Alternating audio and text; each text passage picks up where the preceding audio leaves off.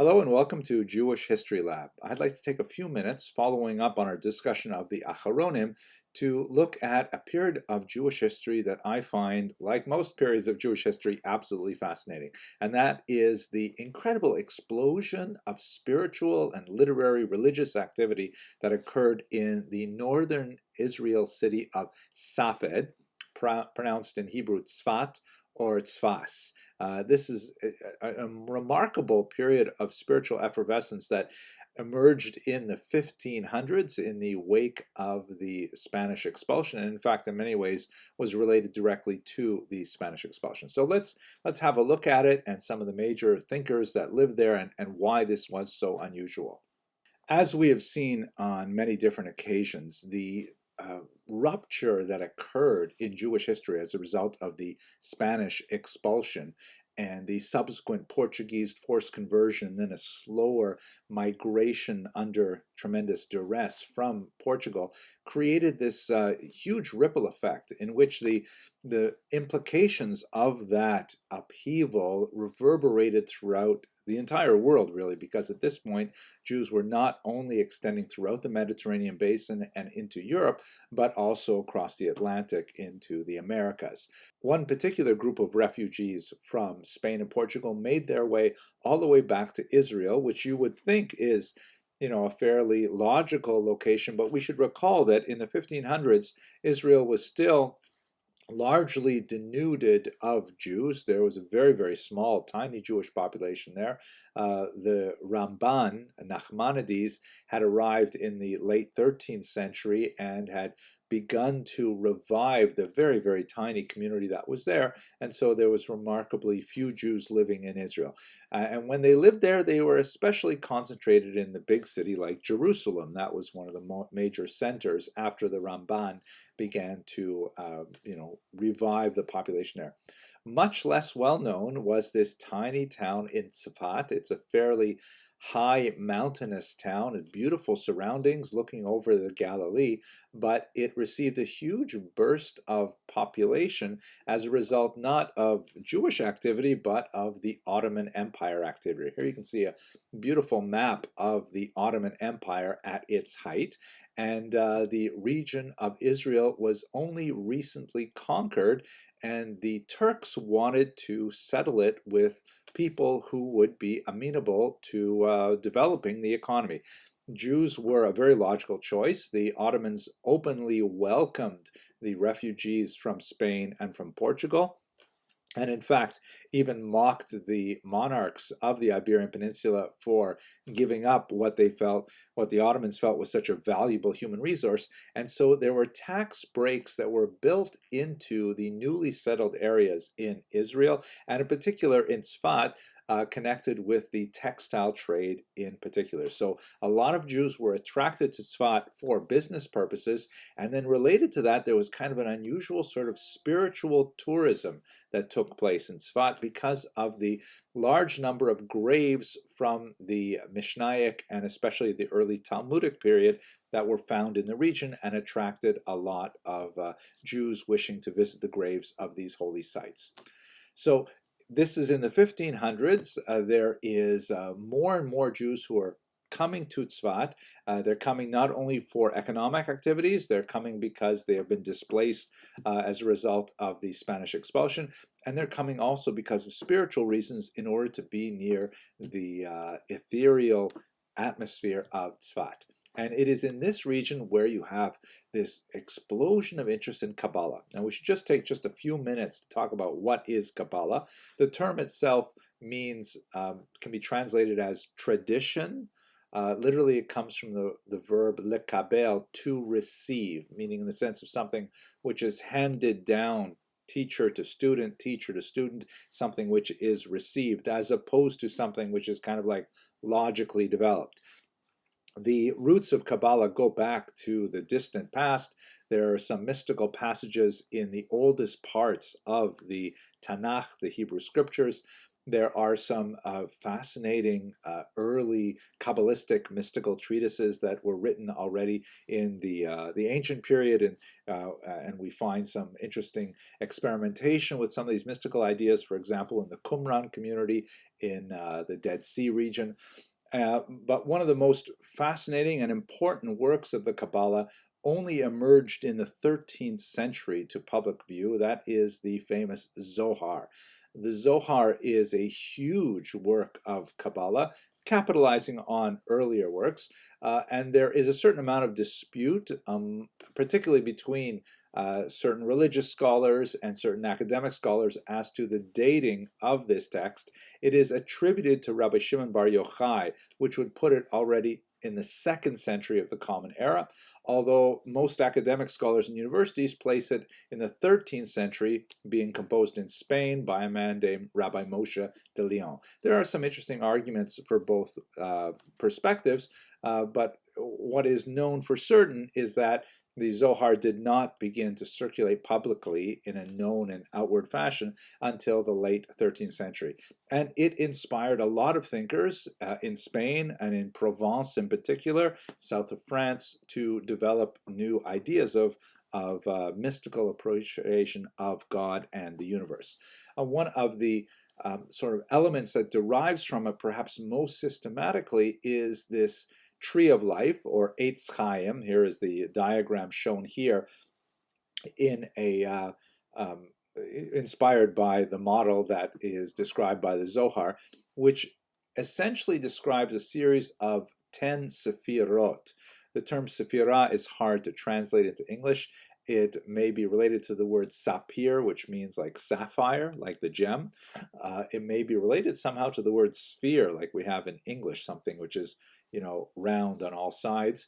But basically what it refers to is a series of emanations of godliness descending, as it were, from the Ein Sof, the infinite, meaning God, into the finite world in which we live. And I hope to discuss in a minute different ways in which Kabbalists have approached that. But basically, this is sort of like the architecture of the universe as it is understood as the mediation of God's infinity to the finite world in which we live.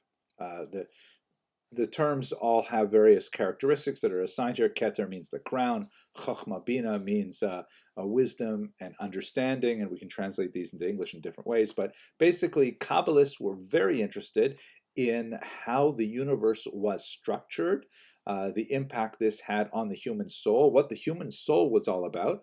And to a certain degree, Kabbalists were also interested in what's called theurgic Kabbalah. That is, well, once we have this theoretical knowledge, is there something we can do with it? Like, for example, can we perhaps bring the Messiah closer? Can we accelerate the period of time under which the world remains unredeemed? There are also fascinating kind of popular magic associations with Kabbalah as well, spells, amulets, and so on that go back well into the ancient period. Now, the Tree of Life is not the only representation of this kind of architecture of the universe. You see here, for example, this is a classic Cordoveran description of it, in which all of those spheres are kind of like nestled one within the other. If you look carefully, you'll see there each of these different colors and symbols represents a different letter of the alphabet that is represented in the 10 sfirot that I showed you a moment ago. But we're not going to get into the essence of theoretical Kabbalah in this short video, but just giving you a sense of what it is that they talked about when they talked about Kabbalah. So in Tzfat, you had a remarkable gathering in a very short period of time of all kinds of people who were deeply, deeply involved in Kabbalah. Here, for example, is the famous grave of several of them located in Tzfat. You can see at the top here, you have Rabbi Shlomo Alkabetz, the author, among other things, of Lecha Dodi, the famous hymn that's sung on Friday nights in synagogue. He was one of the earliest of the Kabbalists that came to this region. And then you have his son-in-law and his greatest pupil, the Ramak, Rabbi Moshe Cordovero, who hails from Portuguese refugees in Tzfat, and then the Ramak student, the saintly Arizal, known as the Holy Lion, or Rabbi Isaac Luria Ashkenazi, who came from Egypt in order to study under the Ramak. They only lived a very brief time together, and then the Ramak passed away. The Ari would pass away not much later after that. One of the tragic aspects of the lives of Kabbalists is that they tended to die very young. But at any rate, so many of them are concentrated within this short period of time, really about half a century in the middle of the 1500s in this one region, and they are involved in a tremendous amount of activity related to Kabbalah. One of the key distinctions that I will mention between the Kabbalah of the Ramak and the Kabbalah of the Ari is that the two of them, the teacher, Rabbi Moshe Cordovero, and the student, Rabbi Isaac Luria, had a difference of opinion as to how the universe came to be the way it is, specifically with regards the question of why does evil exist.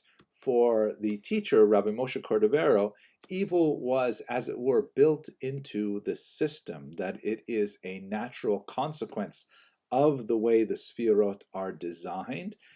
Whereas for the Ari, evil was created as a result of some kind of early cataclysm, which he termed the Shvirat HaKelim, the bursting of the vessels. Put very briefly, when the universe was created and divine influence was poured into, to use a metaphor, the clay containers of the Sfirot, they could not handle the overwhelming nature of godliness, and they shattered. And the earth, as it were, absorbed the combination of godliness and the actual clay that held the outside of the vessels. I know this sounds confusing, but basically that's where the material world comes from, according to the Kabbalah of the Ari. That, everything that we have, like my phone or this book or, my desk that I'm sitting at, they all have an admixture of godliness, which is somehow buried in the physicality of it and allowing it to exist. But at the same time, there is this shell, a klipa, that is formed from the original vessels that were intended to create the contain godliness. And one of the major ideas that emerges from the Kabbalah of the Ari, which really energized much of the later Hasidim, who borrowed much more heavily from the Ari than from the teacher, Rabbi Moshe Cordovero, was the idea that humans have an extremely important role to play in rescuing those sparks of holiness that are buried within the physical universe. That it is the goal of Jews in particular, and of humanity as a whole, to raise up the holiness that is buried in physicality, and that is really kind of like the driving dynamism behind Hasidism in particular, related to the vision of Kabbalah according to the Ari. Fascinating material, all kinds. There's so many other figures who are active at this time, but let's just turn very briefly in conclusion to one other fascinating thing that occurs, and that is the debate over the renewal of smicha. This image is from a movie that had a tremendous impact on me when I was a very young child, The Ten Commandments, great movie directed by Cecil B. DeMille. This is a picture of Joshua, the biblical Joshua, one of the few pictures that I could find online in which he's wearing a shirt. And Joshua was, of course, Moses' deputy. And at a key point in the Bible, Moses transfers his spiritual authority onto Joshua through a process which is known in Hebrew as smicha, or ordination is the way it's translated to English, but literally means the laying on of hands. You put your hands on a person's head and you put your weight on them and you transfer your authority to them. So a lot of interesting discussions of this in the Talmud as well. Now, in ancient times, the spiritual lineage of Moses to Joshua, Joshua to the elders, elders to the prophets, and so on, is something that is preserved in Pirkei Avot and many other literary creations from the time, but it was lost as a result of the depredations of exile from the ancient period up until the 1500s, where we're looking at the Jews of Tzfat. But an individual named Rabbi Yaakov Beirav said, wait a second. We have the greatest minds of the Jewish people, all concentrated here in this northern Israel town of Tzfat, including, by the way, the great elder sage Rabbi Yosef Karo, who we discussed in the last video, the author of the Shulchan Aruch, the author of the Beit Yosef. He was in Tzfat as well. So Rabbi Beirav said, you know what? We should all get together. We should all agree that, for example, Rabbi Yosef Karo is the greatest sage of the Jewish people, and there's a very good argument to be made for that. And then we will collectively proclaim him rabbi, like not in the sense of just a throwaway title, but an actual rabbi like Joshua was a rabbi because Moses gave him smicha. And then once he has that authority, then he will give others smicha, including Rabbi Moshe Cordovero, including Rabbi Yitzchak Luria, including Rabbi Yaakov Beirav. By the way, it was probably not Rabbi Moshe Cordovero because he was incredibly young at this time, but nevertheless, there was a small group of people, about half a dozen, that were to get this new smicha. And Rabbi Yaakov Beirav said, and in so doing, we will reestablish the great authority of the rabbinic tradition all the way back from Moses. It was a fascinating idea, and it created a certain amount of interest in the Jewish world, but there are many rabbis outside of Tzfat, in Jerusalem in particular, said, wait a second. Unfortunately, as a result of much controversy, this particular idea did not go very far. But nevertheless, it was indicative of the great excitement around Torah and Kabbalah that was happening in Tzfat in the 1500s. Okay, I hope you enjoyed this very brief discussion. I have lots more videos online that deal in particular with Rabbi Moshe Cordovero because I spent quite a bit of time studying his work. But if you like this video, please subscribe. It is really nice to see the numbers increasing. I love knowing that there's so many people enjoy studying Jewish history as I do, and I look forward to speaking with you in future videos. Thank you for watching.